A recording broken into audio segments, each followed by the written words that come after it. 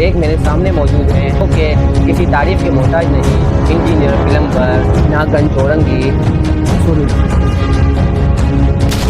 पर उनके पेट ने उनका साथ नहीं दिया, उनकी पोटी निकल गई। साहबजादा अंसार नवेद बैटरी लिखते हैं कि ये जो दादा टोकन दिया करते थे तो ये रिटर्न भी देते थे, तो ये नवेद बैटरी लिखते हैं। तो आप इस पर क्या राय रखते हैं, जरा हमें जवाब। बाबे दी कोई शय नहीं, मैं तो ये कहता हूँ। अस्सलाम वालेकुम, मैं आपका मेज़बान भट्टी हारिस CNG। तो आज से मेरी बड़ी बड़ी शख्सियात के साथ मुलाकात होगी।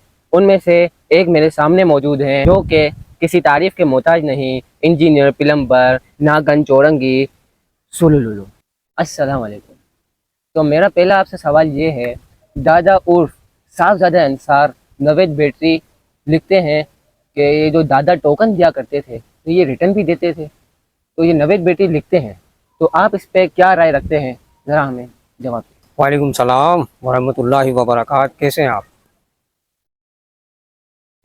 और ये सवाल देखो, नवेद बैटरी ने जो कथा करा ना, नवेद बैटरी साहब ने जो लिखा, गलत लिखा।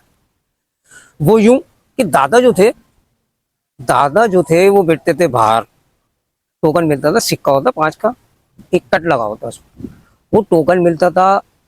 तो उस दौर के टाइम पे वो टोकन होता था। अब टोकन जब मिलने लगा ना, तो किसी बच्चे का वो टोकन नहीं लगा गेम में, वीडियो गेम था उनका, और वीडियो गेम में उनका टोकन नहीं लगा किसी बच्चे का। तो नवेद बैटरी ने लिखा है कि दादा, समझ रहे मेरी बात, कि दादा टोकन बच्चे को वापसी दिया करते थे। कि जैसा नहीं था, क्योंकि दादा जो थे बच्चों को भगा देते थे कि जाओ नहीं है टोकन। तो अंसार ने ये देखा, अंसार साहबजादे अंसार ने ये देखा कि बच्चों को मुँहमारी हो रही है दादा से, तो दौर के हिसाब से उसने लगा दिए बटन। एक दफ़ा बटन दबाया, टोकन लग गया आपका। तो जब वो लगाया उसने, तो फिर पता है क्या हुआ, बच्चों ने, अंसार चाय लेने जाए, बच्चे क्या करें, टोकन 2-3 दबा दें तो वहां से टोकन लग जाए। तो वक्त के हिसाब से अंसार ने उस पर क्या करा, लोहे का ना फ्रेम लगा दिया, उसमें एक ताला लगा दिया, उससे एक चाबी खोलता था। दादा जब बैठते थे तो जब भी होता था, जब अंसार बैठता था जब भी होता था कि वो ताला खुलता था। बच्चे ने पैसे दिए, उन्होंने एक दफ़ा दबाया, वापसी ताला लगा दिया। तो ये सिलसिला था। अन्नू और फंटोले की भी तो बीच में कहानी आ जाएगी, वो आपने देखी नहीं, वो आपने पढ़ी नहीं। अन्नू अंटोले जो चीचू पीचू खेल रहे थे, जब चीचू पीचू में होते थे 50 राउंड, हर 10 राउंड के बाद एक बला आती थी। अब जब बला आती थी तो अन्नू अंटोले, उस टाइम पे टोकन बड़ा मुश्किल होता था लेना। उस टाइम पे वहां पे जो मौजूद थे फहद सिद्दीकी, वो लिखते हैं इस किताब में, उस हवाले से मैं आपको बताऊं, दादा और उस अंसार की बात चल रही थी, तो फहद ने लिखा है,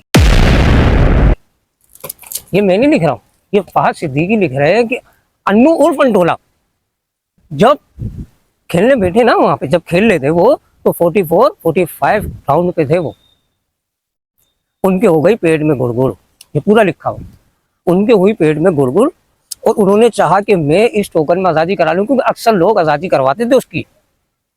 अब उन्होंने सोचा कि मैं इस राउंड में आज़ादी करा दूं इस टोकन में। तो फहद सिद्दीकी कह रहे हैं कि उस टाइम उनके पेट में गुड़गुड़, और 45-46 राउंड पे थे वो, करते कराते 48 तक पहुंचे थे, मगर उनके पेट ने उनका साथ नहीं दिया, उनके पेट ने उनका साथ नहीं दिया, और वहां उनकी पोटी निकल गई। और जब पोटी निकली उनकी, तो कल्लू भाई का गेम था। कल्लू भाई उनका थोड़ा सा मुंह फालिश की वजह से टेढ़ा था। तो फहद सिद्दीकी ने पूरा लिखा हुआ है, ये आपको दूसरा पेज दिखा दूं। तो मकसद कहने का ये है कि जब कल्लू भाई का मुंह थोड़ा सा टेढ़ा था, अन्नू उर्फ अंटोले की पोटी जब निकली, तो कल्लू भाई का मजीद मुंह टेढ़ा हो गया, और तमाम लोग गेम से बाहर आ गए। जब अन्नू उर्फ अंटोला घर की तरफ जाने लगे, तो दोनों कहते बता रहे हैं कि दोनों टांगे ऐसे चीर के जाने लगे, क्योंकि मैंने नहीं कहा, ये फहद सिद्दीकी कह रहे हैं, और उमेर शेख उस पर कह रहे हैं ये मंदरक बात है, ऐसी कोई बात नहीं है, क्योंकि और अन्नू और पंटोले की रान में एक घुटने की तरफ दाना निकला था, उसकी वजह से वो ऐसे ऐसे टांगे चीर के चल रहे थे। उमेर शेख का ये कहना है। तो मजीद बहुत सारी ऐसे बातें हैं जो आती हैं। उमेर शेख की बात तो बाबे दी कोई शय नहीं, मैं तो ये कहता हूँ। बाकी ये है कि अब इससे अंदाजा लगा लें, अदील और भोंचा, अदील और भोंचा जो थे वो उनके वालिद साहब, वो नकल कर रहे हैं सनी और फिरोज।